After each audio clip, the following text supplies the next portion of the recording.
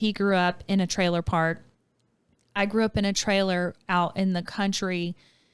Statistically, I should be poor white trash. Right. Yeah. Like statistically, I should have never made it out. Yeah. And he shouldn't. He should be in jail. I would be either dead or in prison. Both companies we've acquired over 140 properties. And it started with one. When you realize that you're staying with this person no matter what, and then that person is staying with you, it eliminates half of the options. Right? Well, I'm not leaving.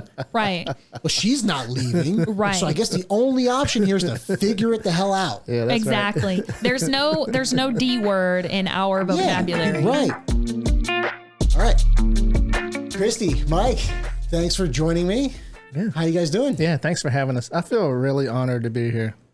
Thank you. I'm honored to have you guys. This is awesome. So tell me a little bit about what you guys do. Go ahead. That's why I'm here. Okay. So we wake up, we relax. No, I'm just kidding. So You want to start from the beginning? We're multiple business owners. So we own a real estate investing business, and then we own a vacation rental business. And they both keep us very busy. We're parents of a teenager, so that's really fun. And also keeps us very busy. We decided to do homeschool this year because we wanted to go with our belief system that the public school system is failing us. And I feel like being able to homeschool is a luxury that a lot of parents don't get. I was homeschooled, and I think that's led to sort of my entrepreneurship because I was taught very out of the box. But it really just sat on my conscience the more years I let him go to school. I'm like, we've got to do something different. My parents made a lot of sacrifices for my mom to stay home and homeschool, and those sacrifices were worth it. So with our business being self-employed, it does help us, but our drive is really to grow our business, it's particularly our vacation rental business, to the point where it is a business with a capital B. Mm-hmm. And I'm sure you've heard that before, where it can stand on its own 2 feet without much interaction from us. That's awesome. So that's the goal this year. That's quite an achievement, honestly. Oh, yeah. That's fantastic. Yeah. So give me a little bit of background.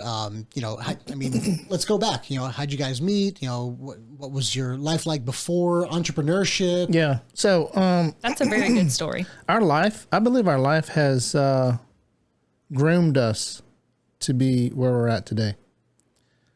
Me with the military background and, learning discipline, responsibility, having that drive, that never quit attitude.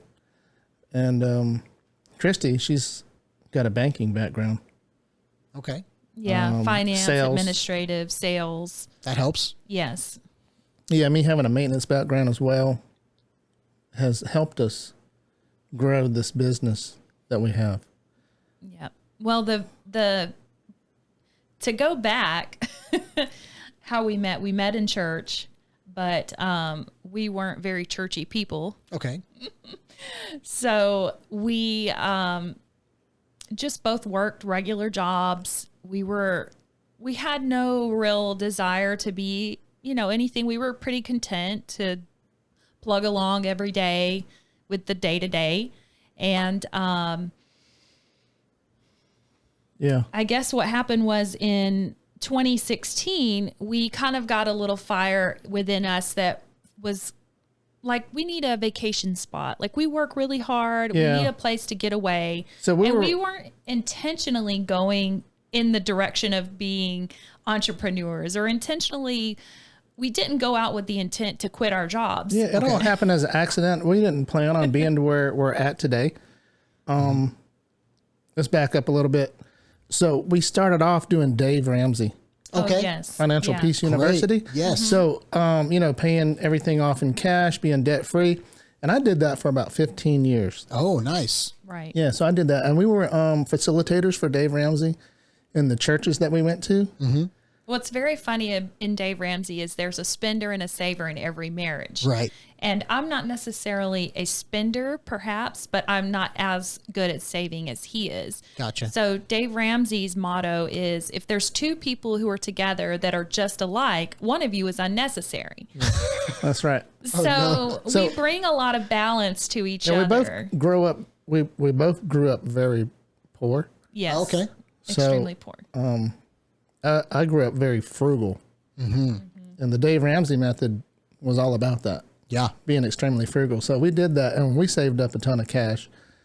And Well, and I grew up very poor as well. So with the lack of having, when I finally got a job and was able to get, I was like, oh, I'm able to get things that I wasn't able to get before. So Right. it's sort of a little bit opposite direction of where he went. yeah. Right. So we would come down to Panama City Beach quite often. We didn't live here. We lived in Alabama. And we were at a military base at Fort Rucker, Alabama. And we would come down here quite often for the weekend on vacation. So we wanted to purchase a spot where we wouldn't have to pay for a hotel Right. every time we came down. So it just kept getting expensive coming down here and renting a hotel. So we Or just coming down for the day and then driving back home. It's like, oh, I'd love to be able to stay the night if, Right. we had the opportunity. yeah. So we found this spot at the Fontainebleau. Okay. Yeah. Yeah. All right. Yeah, and it was really cheap, and it was for sale by owner, and I found it on Zillow.com. We're very lucky. I want to add, we're very lucky we did not get scammed because we were so dumb. And Yeah, it was a cash deal. The guy had it up for sale, and I believe he wanted like $50,000 for it. yes, And we closed in like 4 days. What? Yeah, from the time I contacted him and I met him. Did we meet him? no, No, we we never went to the met bank. him. We never met him. We went to the bank and, Did you buy it sight unseen? yeah, sight Yes. unseen, yeah. So those were the pictures that were listed on Zillow. Which wound up being old pictures, I want to add. Of course. Yeah, it was a journey. It was an adventure. Wow. So we closed in 4 days. I went to the bank and I think we wired the money. I don't know. Did we do a title search? We didn't did all of that.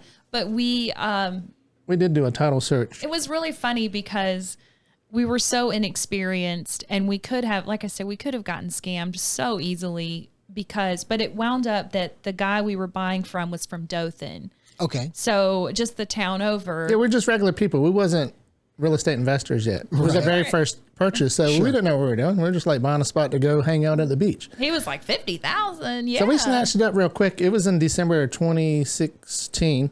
Okay. And then we purchased that. We came down there. Oh, do you want some dirt? Sure. I love dirt. I think your viewers will enjoy this story.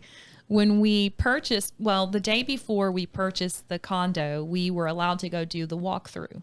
That's right. And they had tenants, long-term tenants, staying in this 330 square foot condo. And the tenants got notice that we were coming in. They were going to be moving out that weekend. So we were going to be given their security deposit and we're supposed to return that to them. They had asked, hey, can we please get our security deposit so we can find somewhere else to live?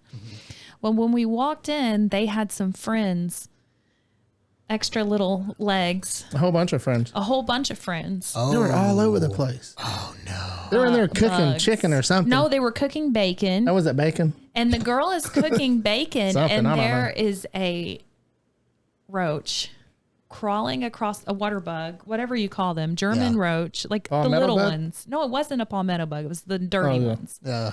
Crawling across above her cooking bacon, and she's just chatting us up. And I'm looking at this, and my stomach's turning. And I thought, well, maybe they're just dirty. When they move out, it'll be fine. You ever seen that show on MTV, Mike's Apartment? No. I've never seen that show either. Yeah. It's a dude living with roaches in there. They were his friends. No.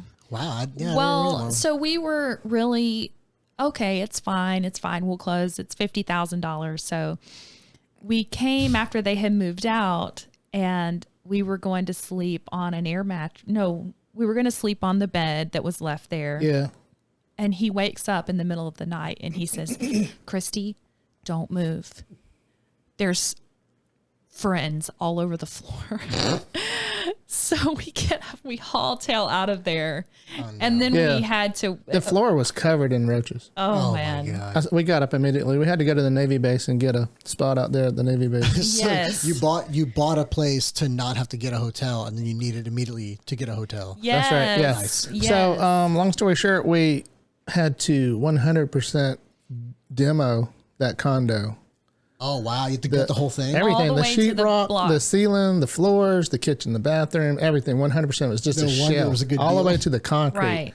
I mean, we gutted that joker, and then we renovated. We put our whole heart into it. We put it. We had one of 100% the into most it. beautiful condos on the beach, and we were really excited. I started doing a lot of research about Airbnb. Airbnb was still very young. Even though Airbnb had been out for several years prior to 2016, obviously, they were mostly, it was crash on your couch and pay me Right. $5. Spare rooms. Right, spare rooms. So I got connected with a guy. He has his own books and things. His name's Jasper Rivers. He had been with Airbnb since the beginning. Oh. And I read his book, and I told Mike, I said, I think we should rent this out on Airbnb to help us make some money. And he said, all right, I'm for it. Well, the booking started rolling in, and we were floored at the income opportunity that we found, Yeah. to the point that our awakening moment was 4th of July. Yeah. Remember We're that sitting on night? the beach, and we got a booking reservation, and it was like, should we take the money or should we stay in the unit? Oh. It was like $300 for the night. They wanted to Right. stay just one night in this little condo. And I said, $300, we're driving back to Alabama. Yeah. Yeah. Yeah. So it's that one little, was a 330 square feet condo. It started generating like $5,000 a month. Holy crap. Right. Yeah, Our in the first prime year, season- in our the prime first season year, months. our first year owning that condo, we grossed $30,000. And I'm sitting here looking at my measly salary of $40,000 a year, and I'm thinking, wait a minute, something is Yeah. There's something here. There's something here. So we gained a lot of knowledge by doing a lot of the work ourselves on the renovations. Mm-hmm. And then, Well, I wanted to ask you, how much experience did you have doing renovation and construction and things like that before starting? Well, Mike's very, very maintenance inclined. He knows everything because of his background, but we had not had a lot of household experience. well, I have, I took like 3 years of industrial house wiring and basic electricity. So Okay. I have a maintenance Before background. Yeah, before starting. Okay. And then I've got a degree in maintenance, Okay. but that's in aviation maintenance. But it's kind I'll of similar. tell you, we had some help. What happened is we were driving around Panama City Beach, and he saw a group of Hispanic men working on a house. And so he pulls over, he meets the foreman. They became great friends immediately. Yeah, and he that's said, what it was. yeah, Martin. And he said, hey, can your crew come help me? You're experienced. I'm not. I'll pay you. And he was like, yeah. So they came the next day and demoed everything in, wow. Oh, in yeah. like 4 hours. This is good. It's been so long ago. I done forgot all that. Wow. But yeah, I'm So real we quick to had talk to folks. When I see Yeah. people, I just talk to them. Yeah. And I seen these guys. I was like, dang, I need some help. And they were out there working on this new build They were building a construction. house. And I was like, hey guys, what's up, man? I need some help. Yeah. Help me out. And they came. Yeah, they came and helped And me they out. came, and Martin and Mike became friends from that moment. And to we're this still day. friends today. And Yeah, that's we been- put him and his family up in one of our condos for New Year's Eve. Oh, nice. So it built a lifelong relationship. Our painter that we had paint the condo became one of our very dear friends to this day. I mean, I was texting with him today, Yeah. and we bug him. He's our adopted uncle. I don't know what he is. So it's just like been, that. it's the journey to financial freedom has been very enriching because of the people we've met along the way as well. So, Sort of Yeah, that that's right. takes a community aspect of it. right. It It does, wasn't yeah. just us renovating this condo. Well, it it was, was- these people we met. It was a challenge because we didn't live in Panama City Beach. Right. Oh yeah. We Yeah. had to sleep in the back of the camper truck. And we lived almost 100 miles away. Yeah. So we tried to get as much help as possible, but we still had to do a lot of the work ourselves. Right. Mike was taking showers out at the beach access. Out in the open. Yeah, he had shorts on, but Yeah, of he's course. like, "Oh, I guess." Yeah, so I would hope so. Probably. it takes a lot of sacrifice Yeah. to get to where you want to be. If you want something bad enough, you'll find a way to make it happen. Right. I agree. That's a great point. Yeah. So, we got that thing renovated. We used it. Let all of our family use it, and then Right. we started renting it out to help offset the HOA's fees. It was paid off, so we didn't have a mortgage. And then we seen how much it generated. Well, income. after we saw that, you had Fred Hanners at work gave you the book, the Rich Dad Poor Dad book. Yeah, I told my friends at work, other people that were interested in real estate, and just so happened that this one guy, Fred Hanners. Now, when you say Fred. at work, where was work? It was at this place. At Fort Rucker. Rucker. Yeah, he was doing aviation maintenance. Oh, so you were still active duty at the time? I was a general contractor for the Army. Gotcha. At that okay. time. Okay, I got you. And my friend Fred Hanners, give him a shout out. Oh, there's a story for Fred as well, because So, yeah. Fred saw Mike's success and he actually got himself into a financial position to leave their job just 2 years ago, I guess. Yeah, that's right. Nice. So he did the same thing, but He lit the fire under Mike and didn't realize. he emailed me this ebook by Robert Kiyosaki, Okay. How to Buy Your First Investment Property. Oh, yes, that was the first one. And I read that book, and it sparked a fire in me for Robert Kiyosaki, and I started reading all his books, and that was the catalyst that led us on our real estate journey. I tried to learn as much as I could about real estate through reading these books by Robert Kiyosaki, like Cash Flow Quadrant, Rich Dad, Poor Dad, and I just followed his methods of Just straightforwardly, just yeah. I mean, they're tried and true. A lot of people, I think, get into investing or anything really in life and they try to reinvent the wheel. But there's successful people doing successful things already. So model what they're doing and see if you can make it work. And Yeah, so Robert Kiyosaki. And then we started reading books on Grant Cardone. The 10X Rule is my number one favorite book. you must read it. well, you had me read it actually. Yeah. Actually, the best way to enjoy that book is on Audible with Grant reading it. That's how I had it because you told me about it. Yes. That's And right. You said when when we were talking about our stuff, and Yeah. you said, well, the one rule you got to read So this book. from the beginning, when I read that 10X Rule by Grant Cardone, I've lived it. And I still Well- live it today. I'm 10X. I'm over the top. I dominate my sector. I'll tell you. I'll tell you this. This is funny because I tell people this, and if they don't know Mike, they kind of like, haha. But if you know Mike, then what I'm about to say is really funny.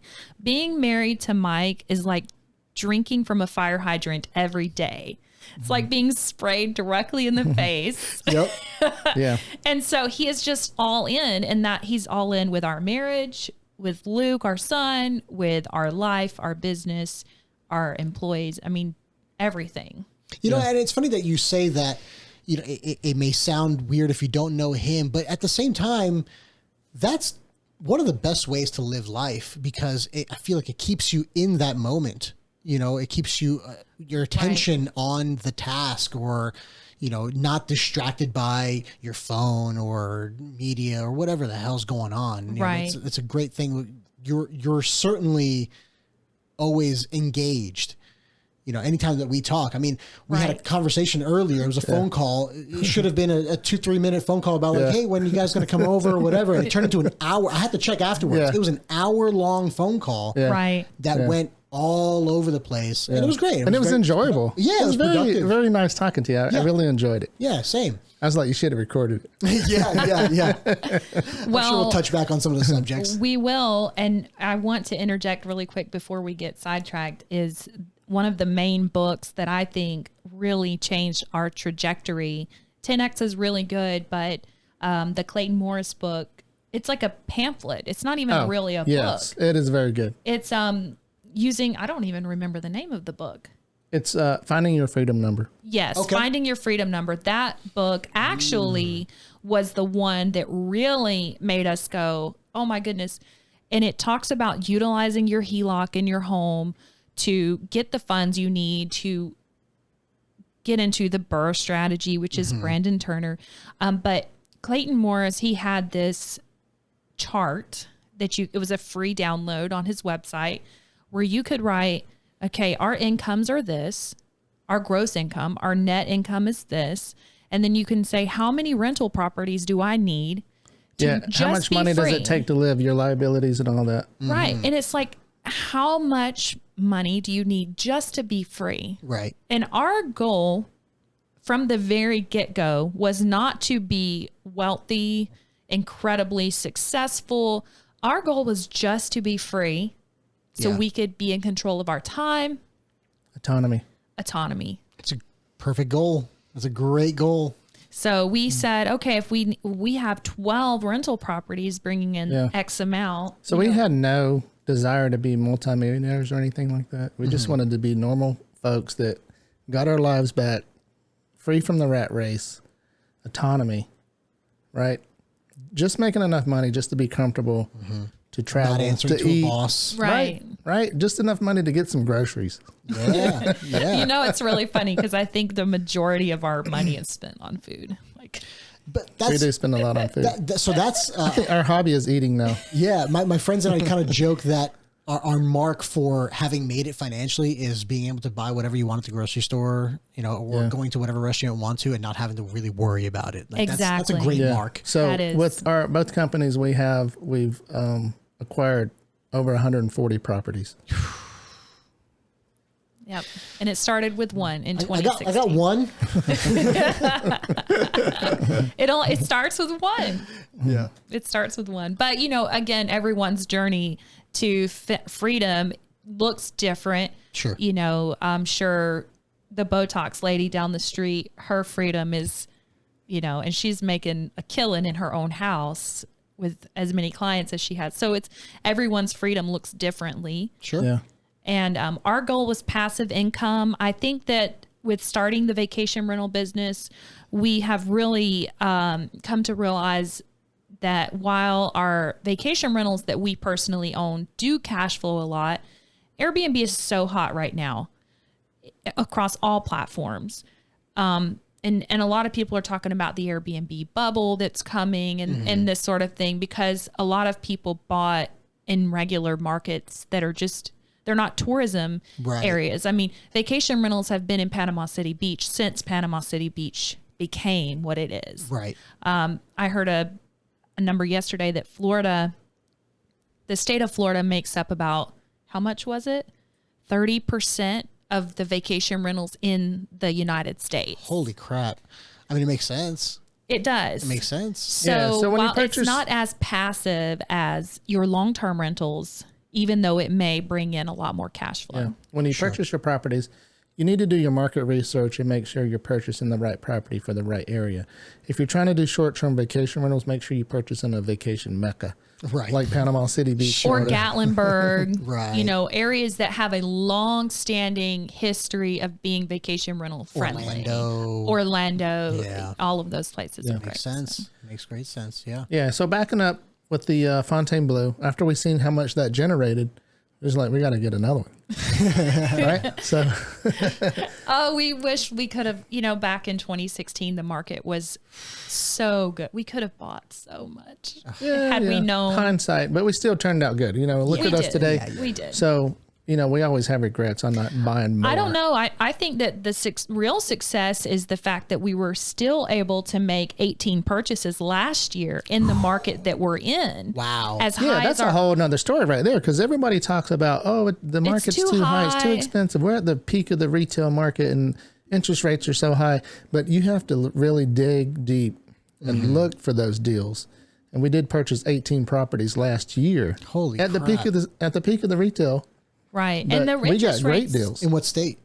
in Florida and Alabama. Okay. both Mm-hmm. states. Nice. Yeah, you just have to. You just got to be at the right place at the right time. You got to know what you're looking at. You got to know your numbers. Well, and you have some good people, like we have a good realtor in Alabama that called us And he said, hey, I've got this 6-plex and I've got another 4-plex right next door. Do you guys want to buy it? And we ran our numbers. We were like, yes. Yeah. And it wasn't even on the market yet. So we were able to get it because he knew that we were looking to buy. So right. Yeah, you build that reputation with these realtors, and they know that. And relationship. Sure. It's a relationship, really. Yeah, I was going to ask about that because, even just being around you guys, around the condos and stuff, everywhere you walk with you, everybody knows you. You're saying hello to everybody. You're making all these connections. I mean, it's clearly super important to you. But what would you give as advice for someone who isn't comfortable doing that, and just is kind of a shy person, maybe, like an introvert? Sure, exactly. So I used to be an introvert. He is get out of here. He is the most introvert extrovert you will ever meet. No. Yeah, I used to be super introvert. That's right. I used to be a nerd gamer. You wouldn't see me. When I got off work on Friday, you wouldn't see me till Monday.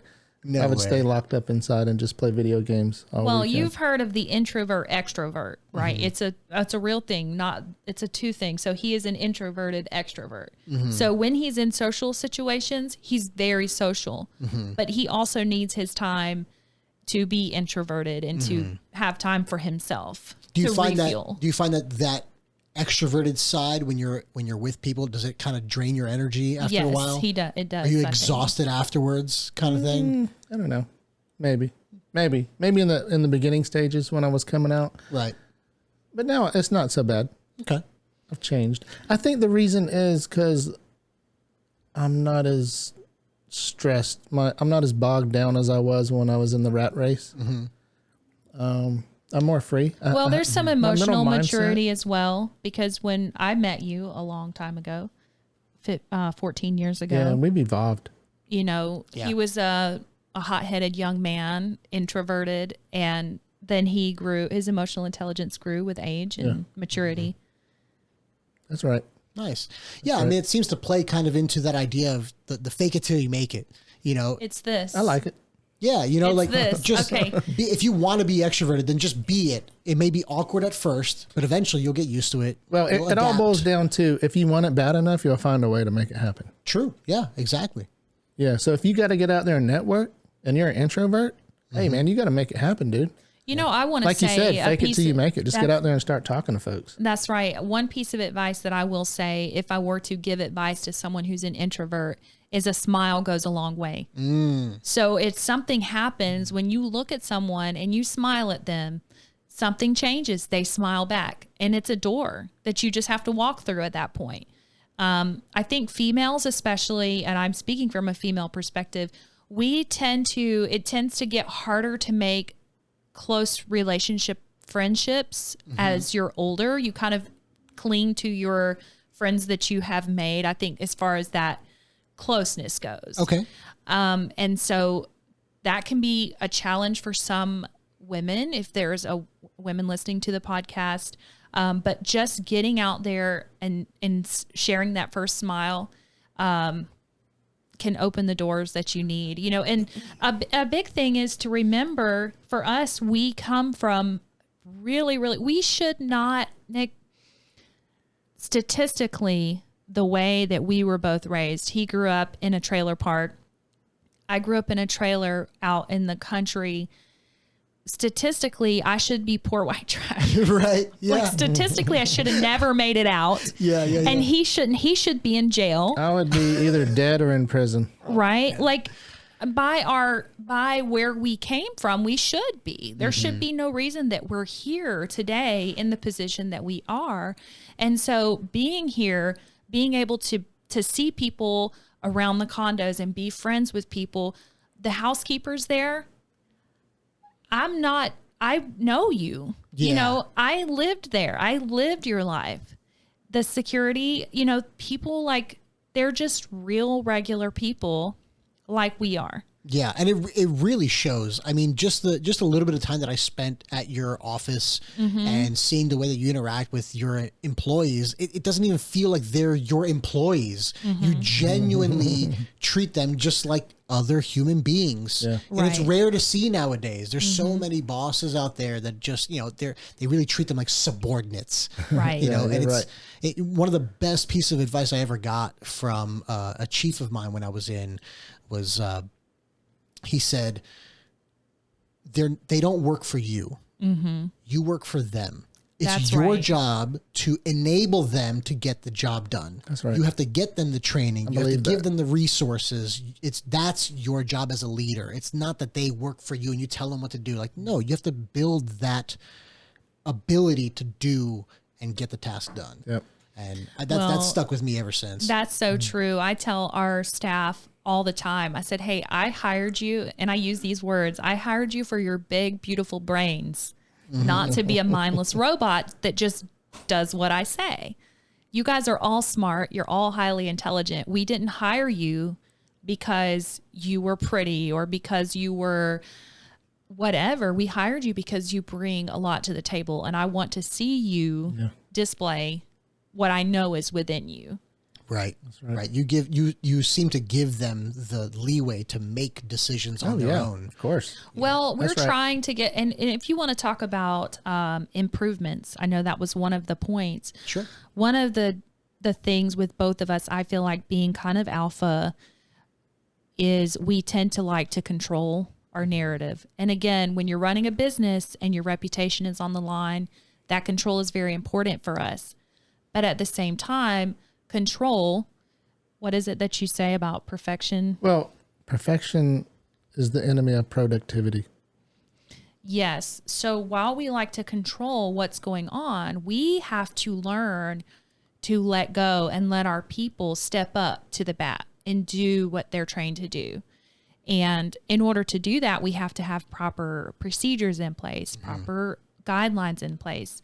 And it's really funny because when we started the vacation rental business, Host PCB, we started out as a family ran business.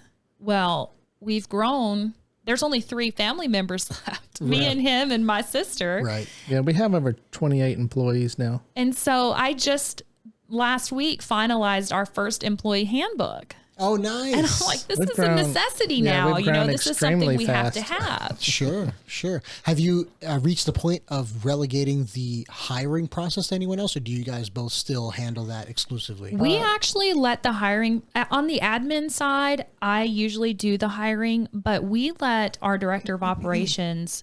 She came in, and I have to say kudos to her, which is my sister, Amy. She connects really well with people because of our background growing up. So when it comes to the service industry, your housekeepers and things like that, being able to connect with them, she has hired every single housekeeper. And the 2 that we first hired, she fired Oh, wow. because they weren't up to the standard that they needed to be. Yeah, so we don't do the hiring. She And does the hiring It's Nice. it's and a- the firing. Oh, let me tell you something. A lot of people look at me and think that I'm going to fire them, but I've never fired not one single person. who has. You have. Oh, man. It's tough. I hate doing that, but I always try to do it in a very delicate and kind way. Yeah. Well, Yeah. Not you're not doing your job, get out. It's Yeah, more so like there's room for you to improve, while we're- somewhere else. while we're on the topic of employees, that is the most challenging part of being a business owner. Yes. 100%. Is finding employees and getting them trained and keeping employees that are competent enough to do their jobs. So me with the military background, I learned this from a general. It was one of my generals. He would always preach, know your job and do your job. Mm-hmm. And I use the same concept in our business. Like, just know your job and do your job. Yeah. It's really simple. So it's hard to find employees that are teachable, that can learn their job and do it proficiently. I feel like one of the things that's missing from a lot of businesses is, especially with the current workforce, the younger current workforce, Right. is there's this sort of, I don't even know how to describe it, but this feeling of, oh, none of this matters. It's a bunch of BS. Like, this is just a job. It's just a dead end, whatever. So, but you guys seem to have really nurtured this feeling of a team, of a family within your business. So you don't have that sense of like, oh, I don't care. Like if I just cut these corners or whatever. Because I remember, I don't remember what the actual phrase was, but I remember hearing something along the lines of, no, that's not how we do things around here. You know, coming from one of your employees when I was there at the office. Oh, that's right. You know, I wish I remembered the exact That's what she situation. said, I think. But it was something like that. Like, no, that's not how we do things. And it's like, oh, that's something that is missing from so many businesses. And I think part of that is because so many people get wrapped up in getting, you know, jobs with like chain places, you know, with the corporate well, they're just system. another number. That's why. Exactly. Yeah, we love our employees. We treat them like their family. Like we pour our hearts out into them, right? So the way we are is like we train them, and we want them to be even better than they've ever been.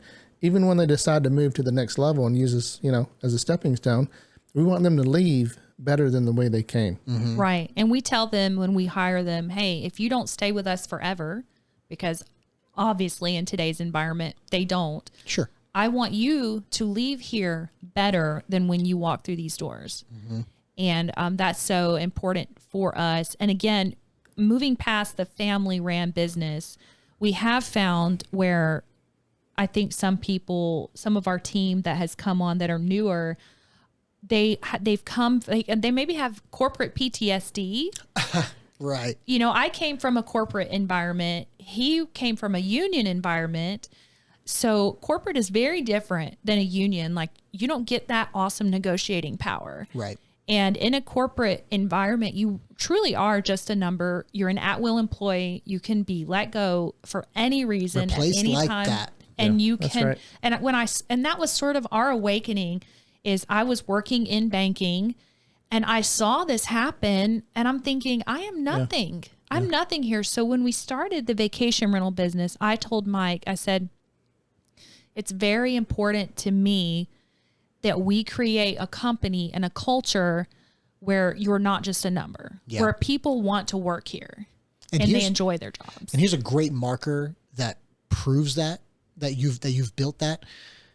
When work was over, right? And here's the thing, your office, great for what it is. It's not like working at Google where you have like, you know, Nap foosball pods. tables and beds and couches and whatever you want and all the provided stuff that you could imagine. No, it's just a regular office space, storage, all in one, right? So it's not like, it's not the most inviting to hang around. Right. And yet, when the work was over, no one seemed to need to leave. You know, I think Nobody was in a hurry to leave. Yeah, there's one person who was like, "Oh, I have a thing I got to go to." Like, okay, cool. And then like 4 other people just hung out, Right. and just.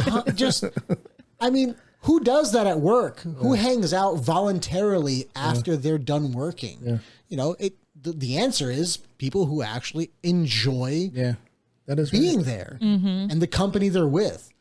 We actually hang out with our employees quite often after work. That's great. Yeah. Well, we like to celebrate their successes and things. So we had 2 girls that came up on their 1-year work anniversary and we took them out separately because they were at 2 different times, but in 1 month. So in 1 month, we got our entire team together on 2 different occasions to go out to dinner. So they're leaving their family time or whatever to come hang out with us.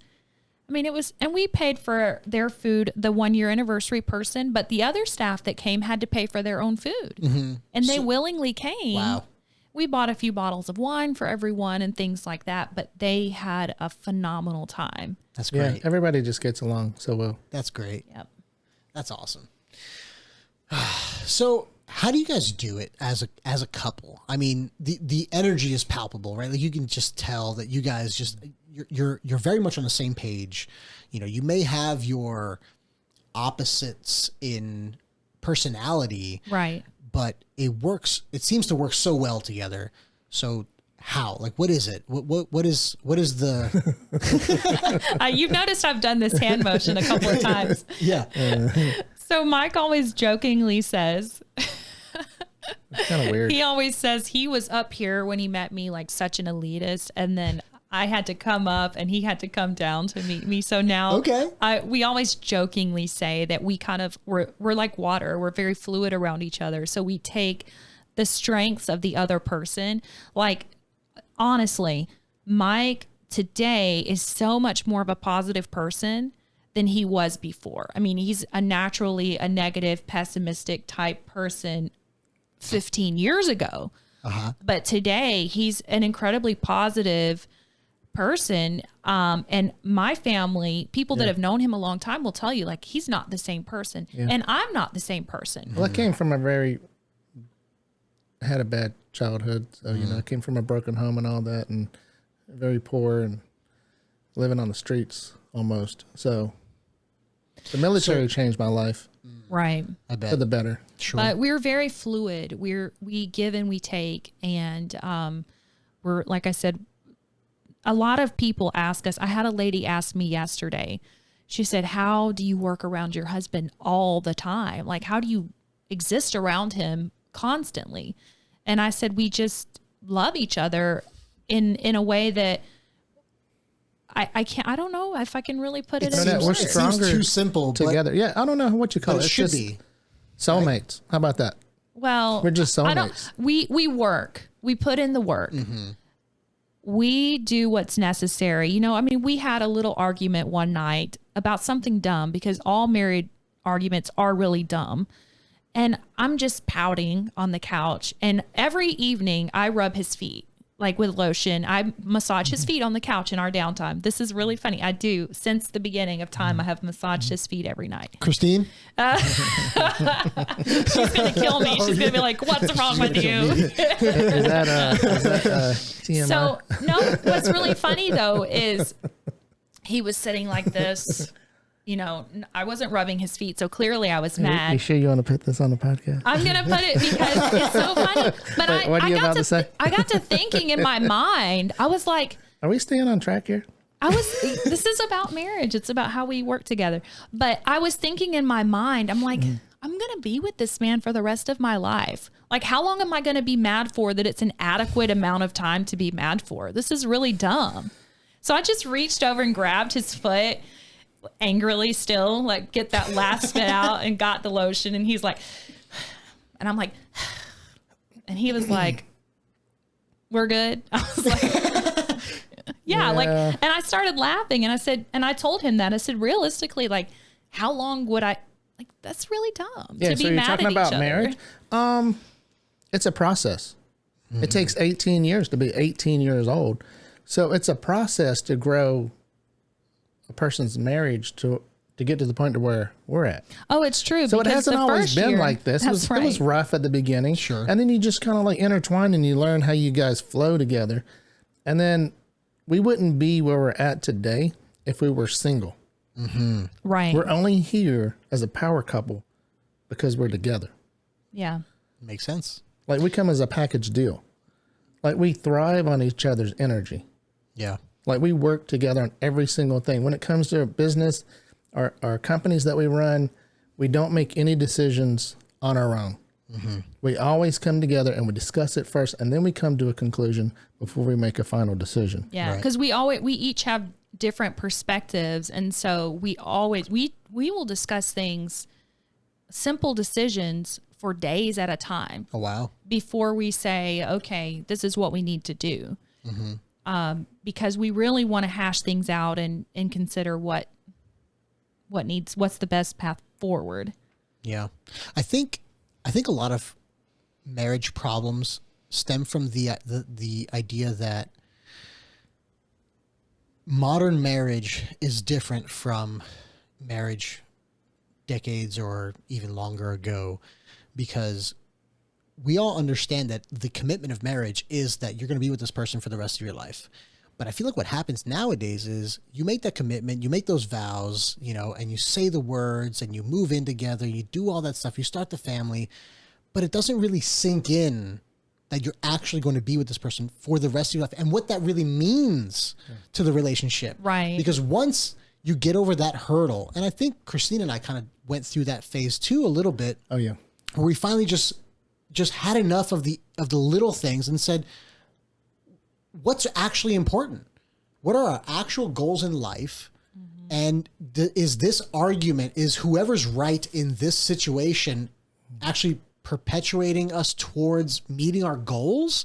Or is it just holding us back entirely? That's right. And once you get over that, I think that's the key to unlocking a healthy, happy, fulfilling marriage. Yeah. That's Well, having common goals and maybe different ways of your goals. Maybe you have a goal of doing this and he has a goal of doing this, but having something you can work towards together is so powerful because, you know, it's like having two horses, you know, being able to pull 4 times as much weight. I forgot the saying, but yeah. you know, being linked up and being totally in sync we're stronger towards together. a common goal is very powerful. And, you know, I think a lot of marriages, I think the most challenging years are when kids are little. I think that can be a lot of people's most challenging years because they kind of lose each other somewhat during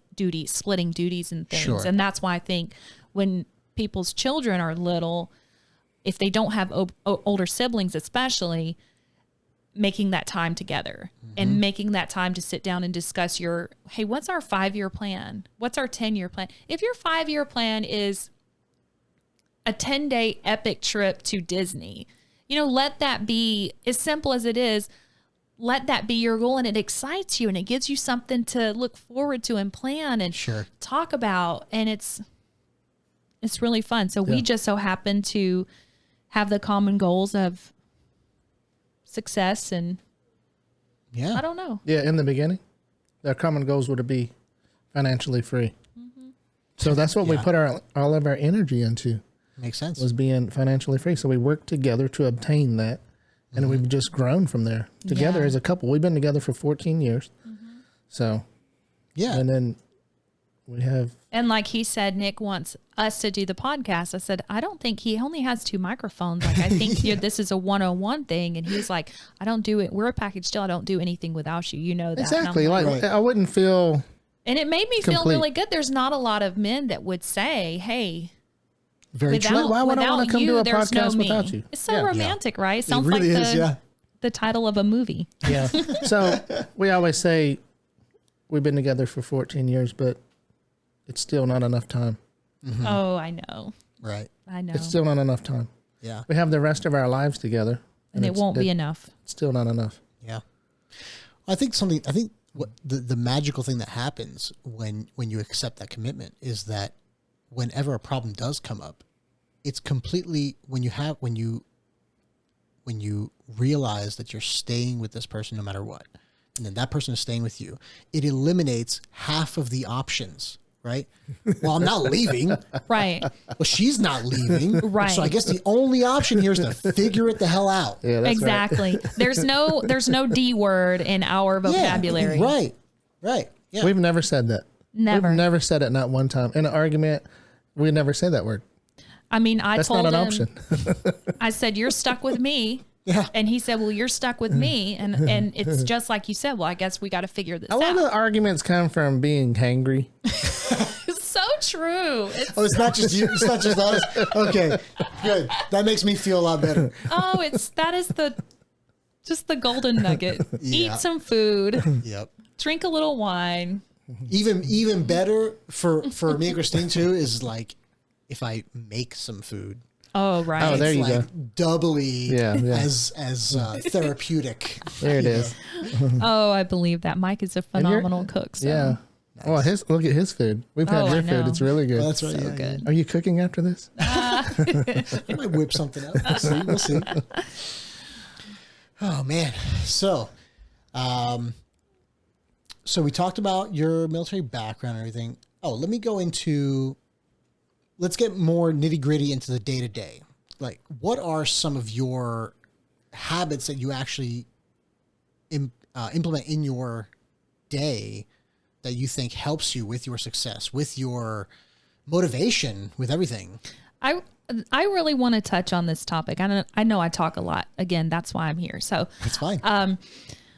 This is very near and dear to my heart because I'm working on a book right now about creating life balance as a self-employed person. Awesome. So when you're starting a business as a woman that has experienced childbirth, I feel like starting a business is akin to being in labor for many years. Oh, okay. Okay. So they say the success rate of businesses, most businesses fail within their first 2 years, or I think it's less than 5, but there's 2 to 3 years is like, once you get over that hump, it's like, you might actually make it. Right. I mean, so some mornings we wake up and we're like, how can we get out of this business as quickly as possible? So Mike and I, we laugh about this, but it's so funny. Why did we start a vacation rental business that is 365, 24/7, but never, why didn't we open a coffee shop? You know, that closes at 3 p.m. Yeah. So, but we didn't. And it's brought us a lot of joy, but how can we provide that? And I feel like because we're still in the infancy of that business versus our real estate investment business. Okay. We're in the infancy of our vacation rental business. I feel like we're still finding that. So Can we put a caveat on that? Yes. Infancy, over 100 properties. I just want to point that out. Yeah, that is an area there. A lot of people think that that's huge, but to us, we think it's very small.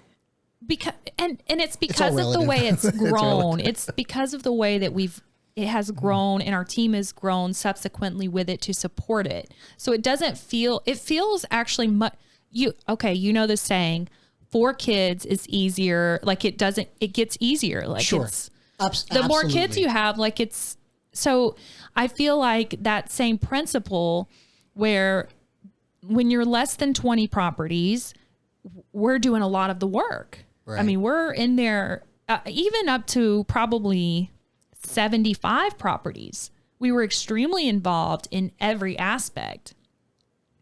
So now that we've grossed the 100 with the vacation rental, Yeah. it feels like it's gotten a little bit easier. So it doesn't, when It's people gotten say that's easier. a lot, it doesn't feel as much as it did the when challenge, they were 20. automated. okay, you know what the challenge is? It's the employees. Right. That is the number one challenge. Once you have your good employees in place doing their jobs, Then you have to be looking for their replacements just in case they quit all the time. yeah, everything runs smooth once they're trained and they know their jobs. So that's the biggest hurdle. So our habits are still evolving. I feel like some days things are going really smoothly and you feel like, oh, this is wonderful. We could do this. You sleep in till 9, you get up, you drink some coffee, you go work out a little bit, you spend time together. Maybe you go to the beach for the day. But we You still come home and you fire up the grill and it's a Yeah. wonderful, wonderful day. And then the next 3 days, you're onboarding 10 properties. And so you're drinking from the fire hydrant. And by that, it ebbs and day, flows. It ebbs and flows. Right. it does. So the balance of that, I really am wanting to focus on getting your people where they need to be to help you and making sure that the success of the business isn't riding on us. So there's a very large vacation rental business here in Panama City Beach that we know, and we know the owner of that business. And we met an Airbnb rep. He had just left this guy's office. And he came over and we were like, oh, Yeah, you know, don't say the any owner, names. I'm not going to say any names. You know, the owner X, Y, and Z. And he was like, oh, I don't know who that is. And he said, I met with some lady named Michelle or something. And he said, we were like, oh, well, that's the name we just said is the owner of the company. He was like, oh, I never heard that name, so I don't know who that is. And I'm just thinking, that's pretty profound in a sense that his business runs and people don't have to know it runs independently of him based on its reputation. Right. So when it comes to habits, it depends on where you are in the process of, if we're talking specifically building a business, it depends on where you are in that process, because in the very infant years, you have to work really hard. So it's like being in labor. So you have to really have a strong fortitude to be able to push through, even when it's hard and you're stressed and you're crying to your spouse because you need a bookkeeper so bad, you know, that we had hit that point several years ago, you know, and he's like, oh, I don't want to see you like this. You know, this is horrible. Let's just get out. And okay, then let's go. Let's keep going. So it's just an emotional roller coaster. Yeah. Sounds like it. But if I had some tools in place to find that work-life balance, my therapist friend, she told me I used to just freak out. Every time my phone rang, I wanted to immediately answer, immediately respond. And all day I'm taking away bites of my time and my attention from the people that matter the most. Mm-hmm. Kind of when you're working in a corporate environment, you're just a number. You know, my family isn't just a number. They're everything. Yeah, say that one more time. They're everything. So when your business, something that's, it may be generating you income or what have you, or a good lifestyle, at what cost? So my friend told me, she said, Kristy, is your phone ringing an emergency? And I said, well, no, you know. She said, is that guest that's calling you, is it an emergency that they're asking? Well, no. Okay. She said, when I email a hotel or an Airbnb host, I'm not expecting instant message. Right. She said, you're putting unrealistic expectations on yourself and your business. So when you're starting a business and the daily habits are to set your realistic expectations. So stop stressing yourself out for things that are not an emergency. Mm-hmm. And take time for the things that really do matter. Like the whole purpose and the whole reason behind what you're doing is sitting right next to you, but you've got your head in your phone trying to answer a question about Wi-Fi. You know, this is crazy. It makes no sense. The damn Wi-Fi password. Yeah, the Wi-Fi password. It was in the email you got sent, you know? So that's some of the habits, I guess, that... Daily habits? My daily setting habit. Your expectations. Yeah. Oh, wow. So my daily habit, as I start the day off with listening to... Oh, this is great. Eric Thomas. He's the hip hop preacher. Okay. He's a motivational speaker. He has nothing to do with real estate. He's just the motivational speaker. I've been listening. You don't start with the Initial Success or Total Failure podcast? We will be changing that right away. Here? Right away. Yeah, we're going to start listening to that every day. First thing in the morning. I gotta record some more. Well, I don't know how I found him. It was on the internet when I was doing research on real estate, looking for information. You found him because of me. Oh, was it through you? I sent you when I was in sales, you know, so motivational speakers are really, really important. Yeah. They play a huge role in our day to day. And Zig Ziglar says that it's like taking a bath. You got to do it every day. So you got to listen to it every day to maintain your motivation. So I had the Wade in the Water YouTube video that Eric Thomas made. Oh, that's right. And that's how he blew up. Was how did you remember that? Wade in the Water. Right. So YouTube what Eric video. Thomas says is, if you want to succeed as bad as you want to breathe, then you'll be successful. Yeah. So the story goes, That's a good one. He had I love it. I live by it. He had every day. Yes. So he had a young man that came to this mentor and he said, I want to be successful like you. How do I get your success? And the mentor says, if you want to be successful, meet me on the beach tomorrow morning at 4:30. Mm-hmm. Guy says, I'm going to be there. I'm going to be successful like you. So he said, okay. He shows up at 4:30. The guy says, okay, come out in the water with me. All right, come on a little bit further. Come on a little bit further. And then he dunks him under and he holds him under. And the guy's frantically trying to breathe. So he finally pulls him up and he said, what did you want most when you were underwater? And he said, I wanted to breathe. And he said, when you want to succeed as bad as you wanted to breathe, then you will be successful. Wow. Yeah. So I live So by it that really every has day. to be something you really want as bad as air in your lungs. Wow. That's some motivation right That's there. right. Mm-hmm. That's the truth. So I start my day off listening to Eric Thomas Yep. on Pandora. That kind of sounds like initial success. Yeah, it does. That's right. Total failure. Succeed or die. Succeed or die. Exactly. Exactly. It's exactly That's exactly the same. what your You want to sit on this premise chair is. now? That's awesome. Oh man. So that's a great way to stay motivated. How do you deal with the stressors that inevitably come up? You know, I mean, obviously the business, whether it's business, you know, your little arguments or parenting or just whatever. How do you deal with it? Yeah. What do you do? What do you personally do to deal with the stress? Man, I don't know. What do? I don't know. You just deal with it. You just handle it. That is, It's like that there's is no such option. a military answer right, Right. there. It's like, just suck it up. Suck it up. Sorry. But you know what though? For a lot of people, that's good advice. Yeah. You know, I feel like we get a little bit lost sometimes in trying to find, you know, life hack for this and life hack for that. Like, hey, sometimes you just got to suck it up. Suck it up. You know, it's funny because I'm reading now that we have a teenager at home. I'm reading this book about parenting adolescents because when he went to sleep as a 12-year-old, our sweet angel baby, when he woke up the next morning, was a totally different person. I'm like, who is this kid? And the book, the gist of it is called The Gist. It says, shut up. It says, as a parent, stop talking. You're talking your kids to death. You know? So sometimes I guess when the situations are the most stressful, the book says the best thing you can do sometimes is nothing at all because your kids or your problem will work itself out.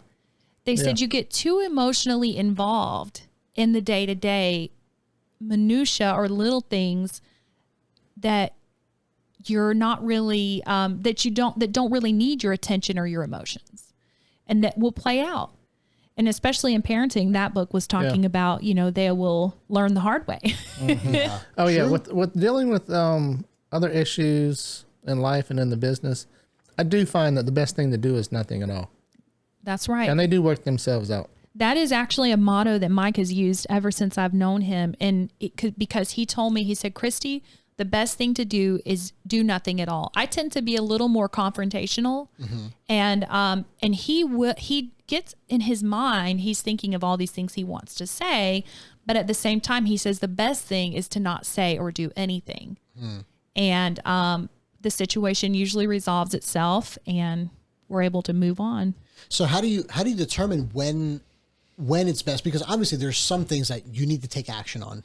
Obviously. Yeah. Right. Yeah. So what is your determining factor when you decide like, hey, I'm just going to sit back and let this thing work itself out? Hey, I don't know. That's a hard question. It's situation dictates, you know. So If it's in the business and it's something that they're going to do, an employee's going to do or has done that is detrimental to our business, we take action. For instance, do you want to share the story about what the hole happened? in the ceiling? Which one? I was thinking Which one? with Lily. No. Let's do the one with the hole in the ceiling. Okay, the hole in the ceiling is very good. No names, right? So Okay. I got this one employee. He's a good guy. He is Great really guy. good. Number one. You know how we let our employees just run with it Yeah. and let them use their minds and let them make decisions on their own? There was this situation where he cut this big 4-foot hole in the ceiling. I got upset. Okay. Trying to be helpful. He was trying to be helpful. It was a situation. Good There was a intention. water leak in the ceiling, but it wasn't leaking. It was an old leak. Okay. And he thought he was going to fix it. So he cut this big hole in the ceiling. And I got upset, but I didn't say anything. So I reverted back to the best thing to do is not to do anything at all. Because if you let your emotions take control of you at that time, you're going to do something, you're going to say something, you're going to regret. I've learned this from experience with time, you know. So the best thing to do is not to do anything at all. And I didn't say anything, and I didn't do anything. I didn't even show up. I didn't come around. I didn't talk to him. And he patched that hole. And it's patched. Well, we did have to say something though, you know. So it was What did we say? what We we said had patch to that do was we had to give we had to step back and give ourselves some time to process, it. our emotions because if we would have went straight into that situation, we would have said something we would have regretted. Yeah. So at the initial shock of the situation, the best thing to do is not to do anything at all. So, we just waited. We gave ourselves time to process. So that way we're prepared to nothing came out of handle the situation. And it was all good. Appropriately. For you in the military, were you taught the pregnant pause?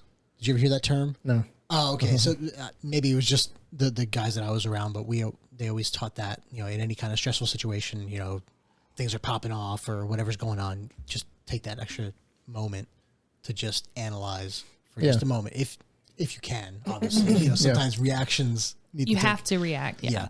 But, a lot of times. Sometimes you have to react immediately. Mm-hmm. Yeah. Yeah. But just taking that breath to just. It is. You need to stop and process it. Mm-hmm. Best thing to do is not to do anything at all at that time period. Just let it sit for just a minute. Think about it. You're hot, right? You're emotional. You're upset. You're angry. Mm-hmm. Nothing's good going to come out of it. We've learned that from experience. So just sit and chill. Just chill. Don't do nothing. Don't say nothing. Don't do nothing. Mm-hmm. Just let it ride for a minute and then sleep on it. And how do you apply that? Because you mentioned it with parenting as well. How do you apply that when it comes to your son? Well, I think that we are still learning, but.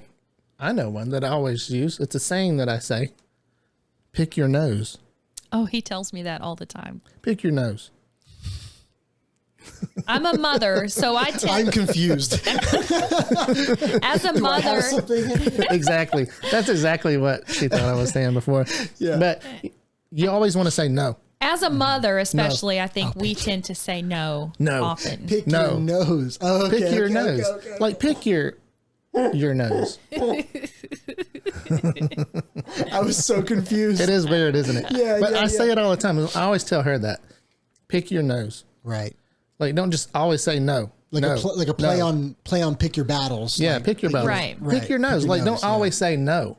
Like, this stuff isn't so important, so it doesn't really matter. You don't have to say no. Mm-hmm. Just say no to the most important things that he doesn't need to do. Right. Save it for when it matters the most. Save it when it matters the most. So that's the way we raise our kid. It's that way when we really say no, he knows that we mean no. We mean no. Right. That makes sense too. Yeah. Mm-hmm. Yeah. It's almost like if you say no all the time, you're desensitizing. That's right. To the That's no. right. So when he hears no, he knows we mean business. Right. We serious. That makes no means sense. no. Mm-hmm. So don't always say no. Just think about it. Cool. Yeah. Take a step back, process, think what you need to do if you have the time. I mean, there's always time, almost always, unless you're in like an actual dire. Again, back to my friend, the therapist, is it a real emergency? Right. Are you physically being attacked by someone? Mm-hmm. At that moment, that's a time he's going to get confrontational. Yeah.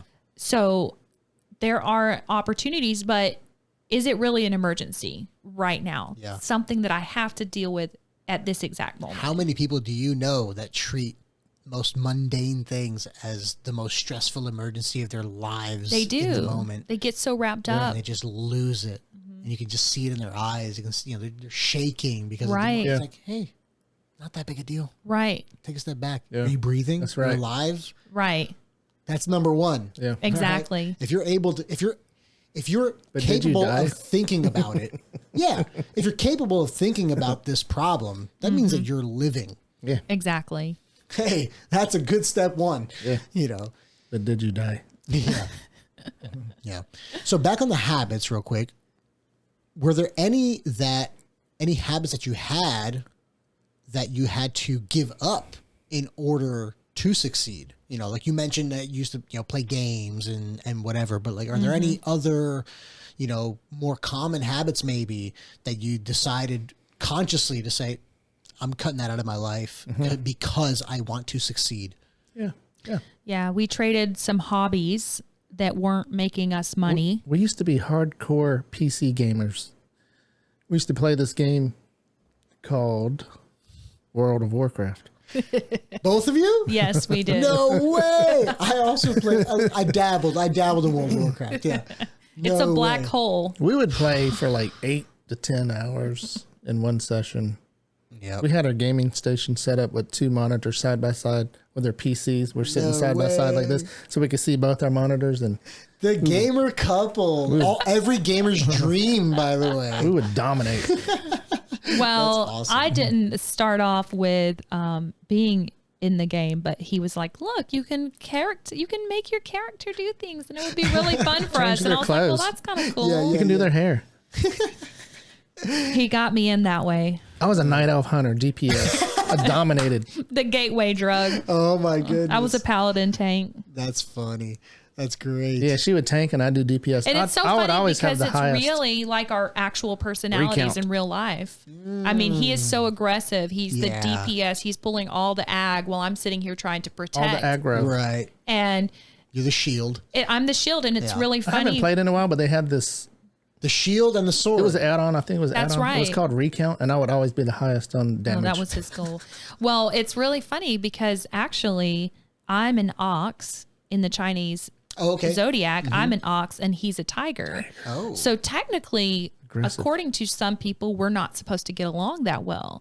But I always say I'm the shield. I'm the carrier. I carry and he's the fighter. So Makes sense, yeah. he protects me in the sense of physical aggression, and I protect him as far as being a shield for him. So that's Sort of really carry funny. the burden. Yeah. Kind of. yeah, that's right. Carrying the load. Yeah. Yeah. So Wow. that's really kind of funny. Yeah, so we had to give up gaming because that took up a lot of time. So we haven't PC gamed in a while, but we do.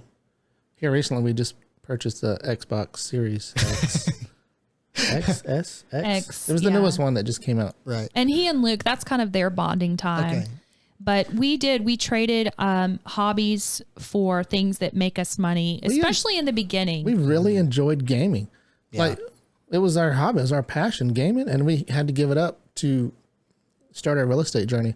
And we just put all of our time and effort and energy into that real estate, and we grew a portfolio that's just unreal right now. So and now we're on the level to where we can actually relax a little bit. So we purchased the console. You find Xbox. like an hour or two here and there. That's right. Right. But we keep a balance with it because again, our goal is to do things that are going to help us be better humans, like working out.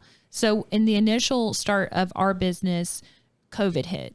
So that was really challenging. And we ended up, I think I especially traded my fitness for our business. And so here I am now, just coming on the other side of our business growth, trying to regain that again and set my daily habits to work out every morning. And, you know, something we've been doing, this is a really good habit for people. And I've heard other success podcasts and stories recommend this, but we had never implemented it till recently.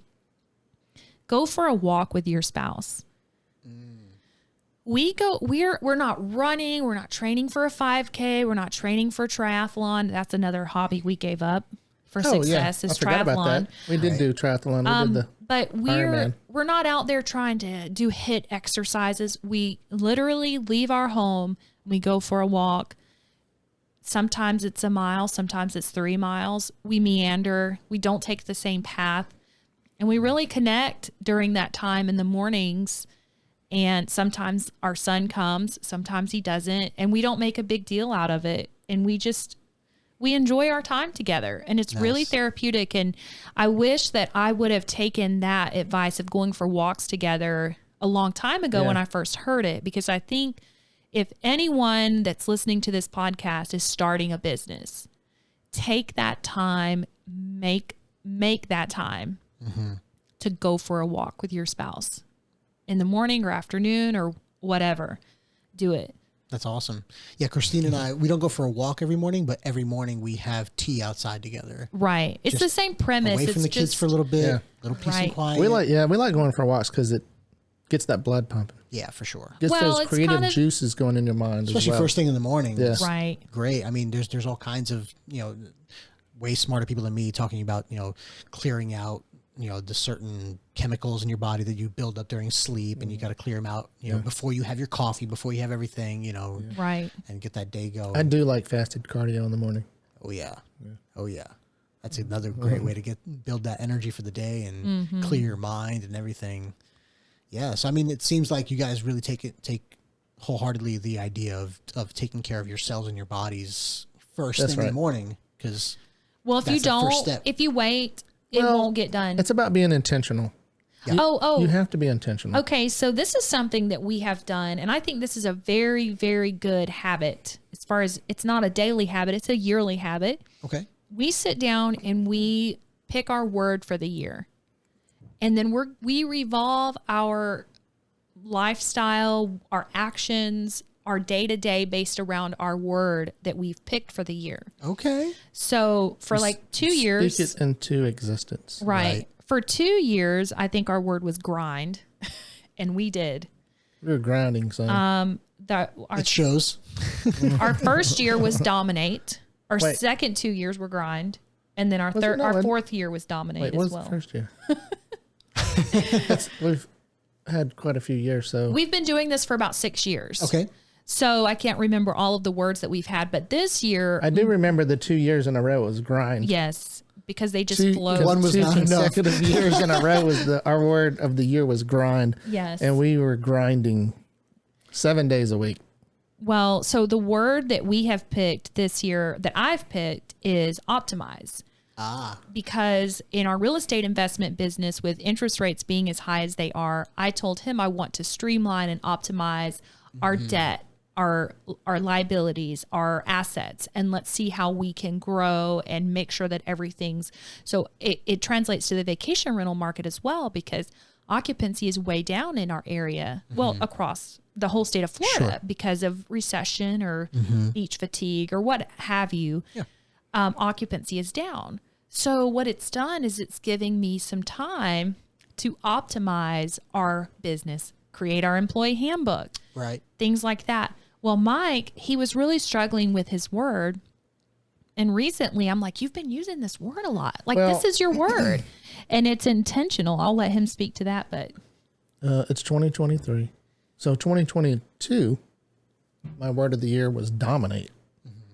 Dominate our sector. Right. And then we dominated all the year of 2022. It's just like we were unreal dominating. Everything we touched, we dominated. It's kind of weird. So when it came to 2023, I couldn't find another word. It was just like, we're still dominating. So, but he knew that he wanted a different word because we, you know, at that high level, dominate, grind, like your body physically can only sustain for so long at that stress level. Sure. so much dominating. Too much dominating, too much grinding. So But while we're still 10X, we can 10X everything. And his word being intentional, we can 10X being intentional. Sure. We can 10X optimizing our business and optimizing our lives So with health and fitness. Yeah. Yeah. Optimize your daily schedule. I mean, everything. Yeah. Your weekly, your monthly. She's optimizing. Everything, yeah. I'm still dominating. His word is intentional because he doesn't realize it. That's his word. Can you have 2 words in a year?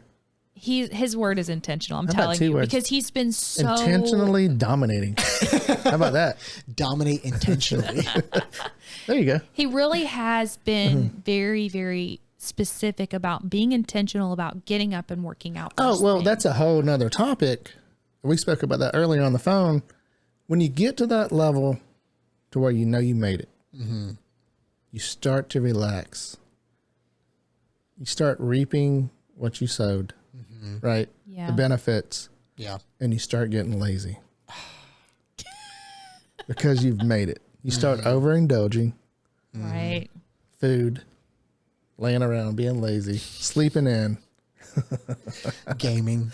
gaming. So when you get to the point to where you know you made it, you start getting lazy and relaxed. So you have to stay intentional. You have to remain intentional on your daily routines. You have to wake up and you have to be intentional, or else you'll get sloppy. That's great. Yeah. That's great advice. Yeah. That's part of what we do with the tea. We actually do morning tea and actually nighttime tea. We have like, chamomile or whatever at night. And that's what we do. We plan the next day the night before. Right. And then in the morning we kind of retouch on that, like, okay, and then we go through the more intentional daily schedule or intraday schedule, okay, where do you have to be at 7? Where do you have to be at 8? All that stuff. Exactly. So, yeah. Just kind of doing it's crazy. Yeah. Especially now because both of us being unemployed, not having structure. Because that's so important. The one thing that you structure. do get from a traditional 9 to 5 is structure. Exactly. You be there at 9, you leave at 5, whatever. So being self-employed and being an entrepreneur is your own boss. Like, there's really. That is so true. Establishing your own structure is so important, because that really was hard for me. I mean, I knew on Sundays I was going to make my meals for the week, for my lunches and my breakfast to be out the door on time. And now we get up and we may make breakfast. We may go to Funland. Lay around in your pajamas till 12. $5.50 breakfast. You get kind of sloppy. So lazy. It is so important that you're intentional about, and again, not letting your day pull you in every direction. I'm our main contact for the owners that we take care of. So they may call me at 7 a.m. They may call me at 7 p.m. I am pulled in a lot of different directions. And again, setting those boundaries for yourself when you're in your own business. So after 6, I'm just not available.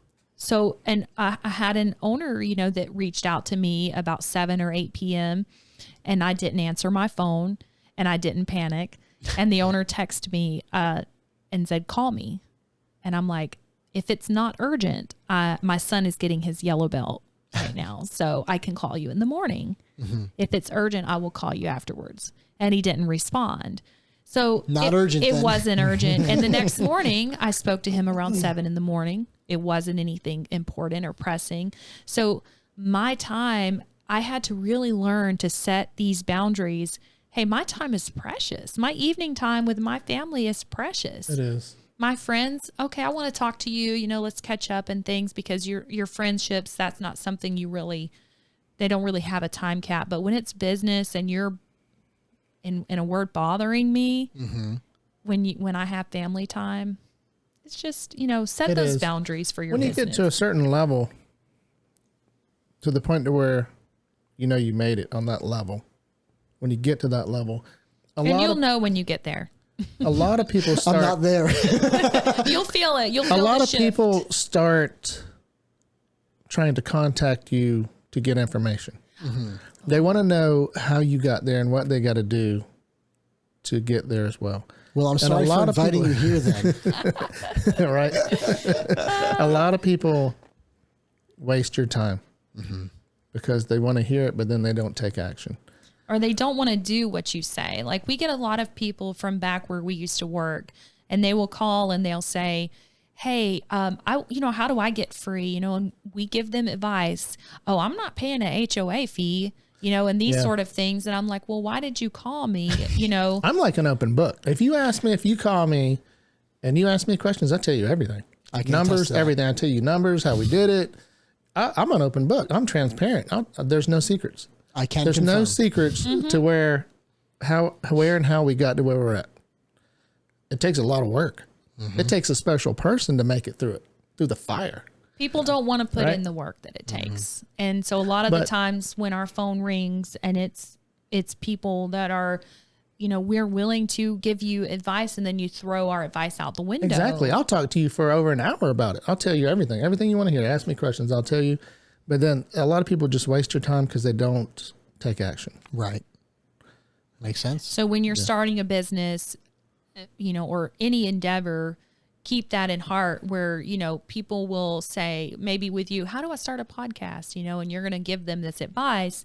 Instead, what you do is you do a podcast about how to start a podcast and monetize on it. Right, so then you're not giving free advice away anymore.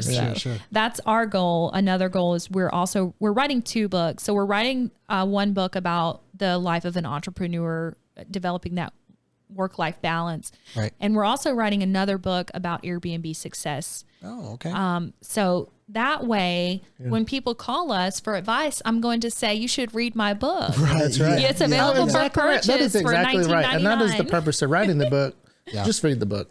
Sure. Right. Just read and the I book. and I oftentimes I'll tell people, even today, I'll say, hey, if you read this book and call me when you finish it, I'll give you more advice. I was just going to say first read the book. Yeah. Then ask me questions about the book or That's right. Exactly. that makes perfect sense. But do you know that 100% of the time, the book recommendation that you send, no one follows up. No one calls you back. They don't. I did. Well, Yeah. You told me read 10X. That's I it. read 10X. Hey, and Grant. look at you now. Hey, Look at Grant. you now. Where's he at? Hey, Grant. Which one? Grant Cardone? What's up? I'm giving you a shout out. 10X Rule. It's my number one favorite book. Yeah. Well, that's awesome. You're right. And I should say 100% because Mike talked to you. So Yeah. No, for sure. the percentage of people he talked to is not as high. Yeah. Kind of weird. That's for sure. No, and what you were saying about time is it really resonates, and I think that's another problem that a lot of people have is they don't value time nearly as much as they should. It is literally the most valuable, limited thing that we can possess, and yet we waste it. Exactly. Every day. So many Can't people get it waste back. Exactly. every day. Exactly. Can't get yesterday back. Well, it's just like we said earlier, forever isn't enough time together, Right. you know, so that time is so precious. Yep. And go buy the meal, have the dinner, drink the wine, enjoy one another. That's the most important thing. I agree. That's a great ending note right there, I think. Yeah. So why don't you guys shout out your website, your business, and everything if you'd like. Go ahead. Yeah. Our business, our vacation rental business is Host PCB, simply off the basis that we host your stay in Panama City Beach. So the website is hostpcb.com. You can follow us on Instagram, Facebook. We're very, very active on Instagram. I would say that's probably our number one platform where you'll get the most out of us. And by we, I mean I. But yeah, so give us a follow. Awesome. Yeah. Honestly, if you plan on going to the beach anywhere, it's incredible what they offer. They have all kinds of packages and everything. It's really great. The condos are beautiful. The views are fantastic. It's amazing. Prices are competitive with everyone else. That's right. They're clean. They're cleaner than everyone else. Super clean. We put our heart into it, man. And We as really you do. can tell, they take great pride in everything that they do. So please support. Thank you very much. Thank you so Appreciate it. much Thank for you. having us, Nick. I appreciate it. Thank you.